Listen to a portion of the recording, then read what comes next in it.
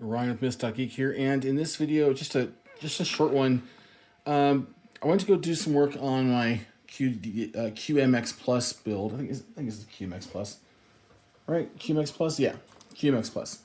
So I did a little bit of work on it recently, trying to get that project started again, but I need to get my workstation set back up, and to do that, I need a voltmeter. And I have the one that I used in countless videos before this, but it's in my truck. I don't feel like going and getting it. And actually, I want to leave it in there. And I thought, well, I picked up some of these older vintage voltmeters at estate sales for next to nothing. I think one of these has a $3 on it.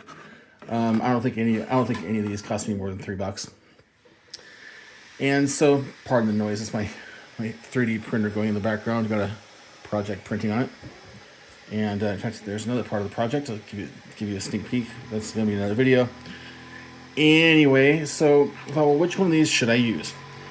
And the easy answer is the big one. But I don't really know these older ones very much. And so I posted on the QRP Tech groups on groups.io.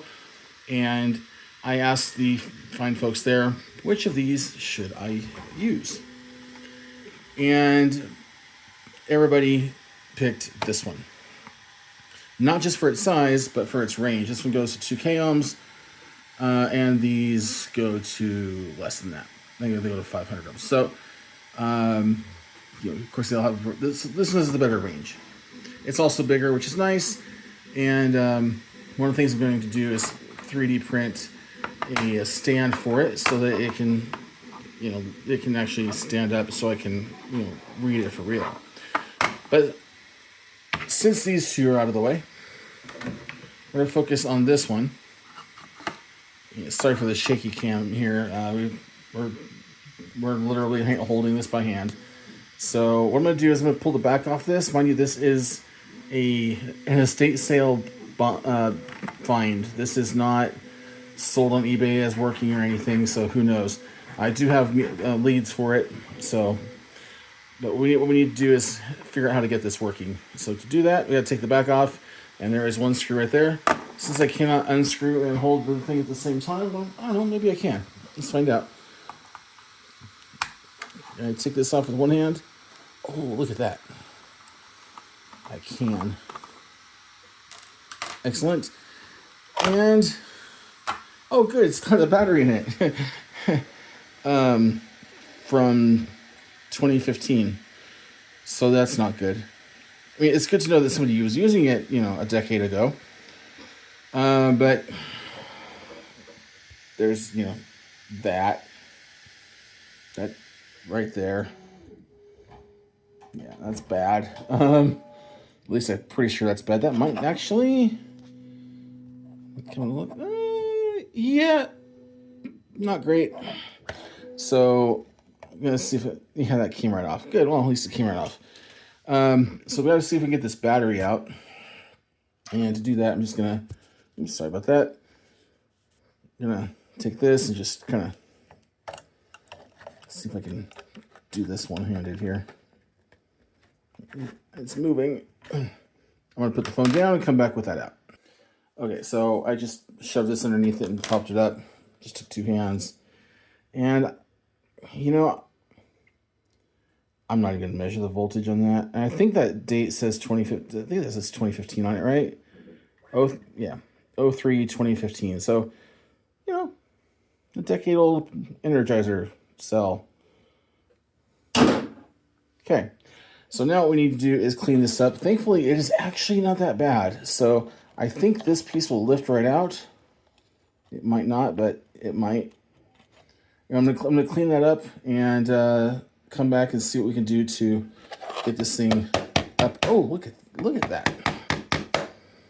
Yeah, all better now. Yeah. All right, I'm gonna mess with this and come back with it a bit cleaner. All right, so you have to understand, the last time I did a video on cleaning up battery gunk like this, basically everybody in the comments told me how wrong I was doing it. So I'm not going to tell you how I did this. I'm just going to show you that this is what was left, and that this is how it looks now. Oops, there we go. That's how it looks now. Is it clean? Yeah, clean enough. And I figure if that battery's in there for 10 years and there's no more damage, then we're fine.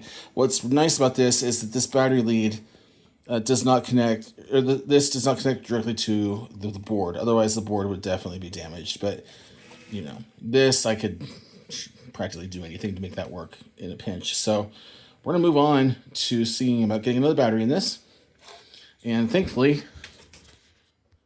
I've got more batteries somewhere around here. Oh, there they are. Yeah, I've been having fun with the 3D printer. That took about 3 hours to print, but man, that's pretty cool. All right, so, all right. This says positive side on the right, which we know because we did that. And there's that. Pop the lid on.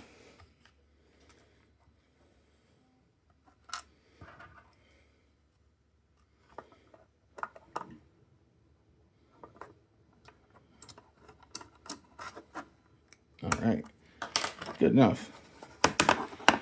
And of course, it is currently in the, what position is this?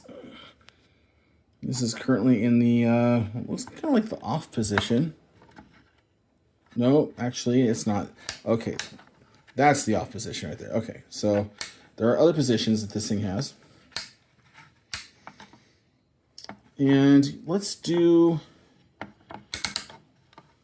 DC 5 volts. And let me go grab some leads. All right, so I've got a AA cell here for, it's good for 1.5 volts. And let's see if this thing works. Hey, look at that. And what does it say for volts? DC 1. I'm gonna go with 1.6. Is it 6? Yeah, 1.6 volts. Now that might not be exactly accurate. I've got to figure out how to calibrate this thing, but you know, in theory it works, and it should be quite sufficient for my use, which is going to be working on that thing. So if you have any suggestions on how to use this thing, maybe how you like to adjust them, or basically, you know, advice for a guy who's never used one except for a digital one. Funny thing is, I actually worked at a Radio Shack around the time that this was sold in the early 90s. So I think that's how old this is. Let's see, it said 22201B. Let me go look that up. All right, so I went ahead and looked at the Radio Shack catalogs at, I think it's RadioShackCatalogOnline.com or something like that. And this one was not sold when I worked at Radio Shack. But it was certainly sold there when I was a kid in the 70s and 80s. And so this would be about $35 now, 35 or $40. Back then they were like $12.99. So I don't know, I'm happy. I think it'd be fun. I'd love to hear your thoughts and advice. And yeah, thanks for watching this dumb little video about a volt ohm meter. 73. Take care.